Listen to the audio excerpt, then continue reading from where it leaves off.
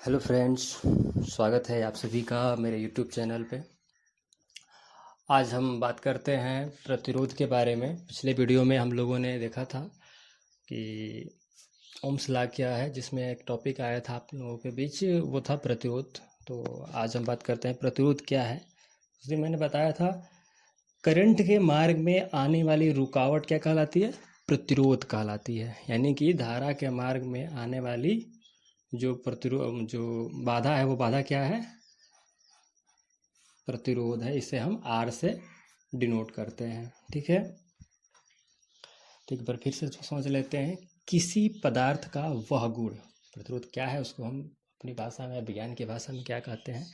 किसी पदार्थ का वह गुण जिसके कारण वह अपने से होकर प्रवाहित होने वाली करंट का विरोध करता है, उस पदार्थ का प्रतिरोध कहलाता है। ठीक, यानी कि किसी भी मटेरियल में यह गुण होता है, वो क्या है? प्रतिरोध है। और एक चीज आती है प्रतिरोधकता। यानी कि प्रतिरोधकता वह चीज जो उस पदार्थ के गुण को बताती है। किसकी प्रतिरोधकता, यानी कि इसमें कितना प्रतिरोध है, वो क्या कहलाता है? प्रतिरोधकता कहलाता है। ठीक है, आइए फर्स्ट एक टॉपिक है हमारा क्या? प्रतिरोध। तो प्रतिरोध में किन किन कारकों पे निर्भर करता है? प्रतिरोध के नियम क्या है? तो इसमें पहला आपका आता है, प्रतिरोध में पहला कारक है उसकी लंबाई का। यानी कि लंबाई L किस पे डिपेंड करती है? R पे। ठीक, यानी कि प्रोपोर्शनल होगी। यानी कि लंबाई बढ़ेगी तो रेजिस्टेंस भी बढ़ेगा। ठीक है, लंबाई बढ़ेगी तो रेजिस्टेंस भी बढ़ेगा। पहला इसका इक्वेशन है। यानी कि किसी चालक का प्रतिरोध उसके लंबाई के अनुक्रमानुपाती होता है। सेकेंड हमारा जो है वो है उसके क्रॉस सेक्शनल एरिया पे। क्रॉस सेक्शनल एरिया क्या है? तो उसका जो क्षेत्रफल होता है, क्रॉस सेक्शनल, जब किसी चीज़ को काटेंगे, तार का जो क्षेत्रफल होगा वह क्या कहलाएगा? Cross sectional area. इसको हम ए से डिनोट करते हैं। उसके व्युत्क्रमानुपाती होता है। यानी कि आर प्रोपोर्शनल टू 1/a। इसके व्युत्क्रमानुपाती है। यानी कि ये एरिया बढ़ेगा तो रेजिस्टेंस का मान घटेगा। और तीसरी चीज आता है उस पदार्थ का प्रतिरोधकता। किसी चालक का प्रतिरोध उसके पदार्थ के प्रतिरोधकता पर निर्भर करता है। यानी कि R जो है किस पर डिपेंड करता है? उस चालक के प्रतिरोधकता पर। इसको हम रोज का से डिनोट करते हैं। ठीक है, तो इक्वेशन फर्स्ट और सेकंड को लेकर के अगर हम तुलना करें तो हमारा प्रतिरोधकता जो निकलेगा वो क्या होगा? R बराबर, हम इसको कर सकते हैं, R बराबर रो L/A। यही हमारा रेजिस्टेंस का नियम है और हमें इसी चीज को निकालना है। इसमें पहले हमने क्या समझा? रेजिस्टेंस किसे कहते हैं? तो धारा के मार्ग में आने वाले विरोध को हम क्या बोलते हैं? प्रतिरोध कहते हैं। किन किन कारकों पर निर्भर करता है? तो पहला मैंने बताया, किसी चालक का प्रतिरोध उसकी लंबाई के अनुक्रमानुपाती तथा क्रॉस सेक्शनल एरिया के व्युत्क्रमानुपाती है।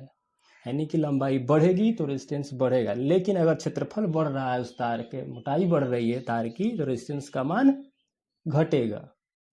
और तीसरी चीज क्या बताया कि रेजिस्टेंस उसके प्रतिरोधकता पर डिपेंड करता है। जहाँ पे हमारा क्या है? R प्रतिरोध है। ठीक, इसका मात्रक ओम होता है। ठीक है, प्रतिरोध का मात्रक ओम। सिंबल ये होगा, लिखते कैसे हैं? R से। ठीक, रो हमारा क्या है? प्रतिरोधकता है। इसको हम ओम सेंटीमीटर में मापते हैं। अभी हम आपको बताएंगे ओम सेंटीमीटर कैसे आएगा। तो ओम सेंटीमीटर लाने के लिए यहाँ पे हमारा होता है रो बराबर ओम इंटू सेंटीमीटर स्क्वायर बटा का सेंटीमीटर।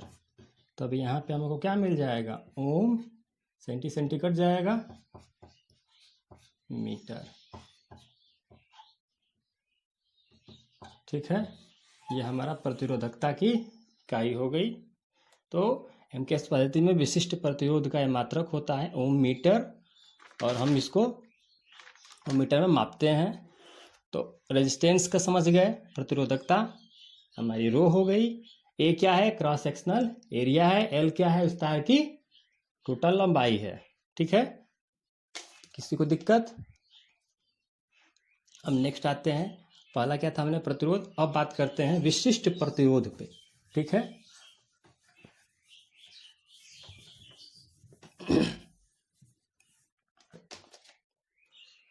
विशिष्ट प्रतिरोध क्या चीज है? विशिष्ट प्रतिरोध, बस थोड़ा सा ध्यान देना है प्रतिरोध में और विशिष्ट प्रतिरोध में। अभी मैंने प्रतिरोध को क्या बोला था कि आर बराबर रो एल बाई ए। ठीक है, और यहाँ पे विशिष्ट का शब्द जब आ जाता है तो विशिष्ट मतलब यूनिट। हर एक पदार्थ यानी कि हर एक चालक के अंदर अपना एक खुद का रेजिस्टेंस होता है। ठीक, वही उसका विशिष्ट प्रतिरोध है। किसी चालक का अगर हम 1 सेंटीमीटर उसकी लंबाई लें और क्रॉस सेक्शनल एरिया जो हमने बताया था अभी वो 1 सेंटीमीटर स्क्वायर हो, तो उस चालक का जो प्रतिरोध होगा वो प्रतिरोध क्या कहलाता है? उस पदार्थ का विशिष्ट प्रतिरोध कहलाता है। एक बार फिर से सुन लीजिए, किसी चालक के 1 सेंटीमीटर लंबाई के और cross sectional area 1 centimetre square का अगर हो, तो उस पदार्थ का जो प्रतिरोध होगा वह उसका विशिष्ट प्रतिरोध कहलाएगा। ठीक है, यानी कि R इजकल टू, इस फार्मूले से ही लेते हैं, इस फार्मूले के हिसाब से हम ले लेंगे तो क्या हो जाएगा, विशिष्ट प्रतिरोध बराबर आर ए बाई एल। ये हमारा क्या हो गया, विशिष्ट प्रतिरोध। हमने अभी लिखा था ना ओम सेंटीमीटर स्क्वायर, अब बटा के सेंटीमीटर, तो निकला क्या था हमको अभी, ओम मीटर। ये क्या हो गया, विशिष्ट प्रतिरोध हो गया। हम लोग ने अभी तक दो चीज पढ़ा, पहला क्या, रेजिस्टेंस क्या है, दूसरा क्या, विशिष्ट प्रतिरोध क्या है। अब बात करते हैं प्रतिरोध जो है उस पर क्या क्या प्रभाव होते हैं, प्रतिरोध पे क्या क्या प्रभाव पड़ते हैं। तो प्रतिरोध पे प्रभाव में हमारा जो है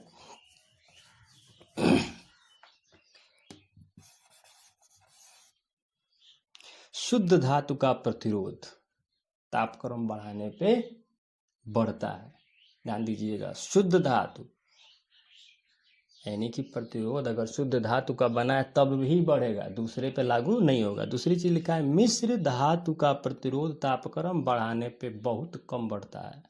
और तीसरी चीज, कुचालक इलेक्ट्रोलाइट तथा कार्बन का तापक्रम बढ़ाने पर प्रतिरोध घटता है। यही चीज को ध्यान देना है। अगर कुचालक है, जैसे इलेक्ट्रोलाइट है या फिर कार्बन है, तो उसका अगर हम टेम्परेचर बढ़ाते हैं तो उसके प्रतिरोध पे प्रभाव क्या पड़ जाएगा, घट जाएगा। बाकी परिस्थितियों में क्या हुआ था, प्रतिरोध का ताप बढ़ाने पर उसका प्रतिरोध बढ़ रहा है। ठीक है, समझ में आ गया आप लोगों को। पहला हमने क्या पढ़ा, प्रतिरोध, उसके बाद विशिष्ट प्रतिरोध, विशिष्ट प्रतिरोध का सूत्र, ठीक है, मात्रक, और फिर उसके ऊपर ताप का प्रभाव। ठीक है, एक बार फिर से ध्यान दे लेते हैं, प्रतिरोध क्या है, तो धारा के मार्ग में आने वाला विरोध प्रतिरोध है। दूसरा चीज था विशिष्ट प्रतिरोध। विशिष्ट प्रतिरोध क्या है, किसी चालक के 1 सेंटीमीटर तथा 1 सेंटीमीटर स्क्वायर वाले टुकड़े के प्रतिरोध को उसके पदार्थ का विशिष्ट प्रतिरोध कहते हैं। ठीक, ताप का प्रभाव मैंने क्या बताया, शुद्ध धातु का तापक्रम बढ़ाने पर प्रतिरोध बढ़ता है, मिश्र धातुओं में बहुत कम बढ़ता है, और कार्बन तथा कुछ इलेक्ट्रोलाइडों पे टेम्परेचर बढ़ाने पे प्रतिरोध उसका घटता है।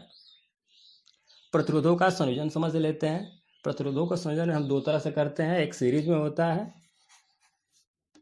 जैसे हमारे पास ये है R1 R2, और दूसरा पैरेलल में होता है